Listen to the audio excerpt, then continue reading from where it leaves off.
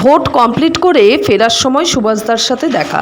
সুভাষদা রোজ দুপুরবেলা মানবিক রানাঘাটের তরফ থেকে 10-12 জন ভবঘুরেদের ঘুরে ঘুরে খাবার দিয়ে আসে। আমরাও এসে এই কাজটা দেখে মানবিক রানাঘাটের মেম্বার হিসেবে মনটা ভালো হয়ে গেল। বোন আসার সময় নিয়ে এসছে আইসক্রিম, সেটা খেয়ে এক বান্ডিল খাতা দেখে আজকে দুপুরের আইটেম কিন্তু দুর্দান্ত ছিল। ভোট উৎসব বলে কথা, বাসন্তী পোলাও সাথে চিকেন কষা না হলে কিন্তু জমে না। দুই বোনে মিলে একটা সিনেমা দেখে তারপরে বেরোলাম কিছু দরকারি কেনাকাটা করতে।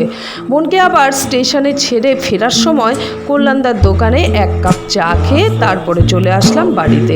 যেহেতু এই বাড়িতে উঠোন নেই তাই ছাদে গিয়েই একটু সময় কাটাই।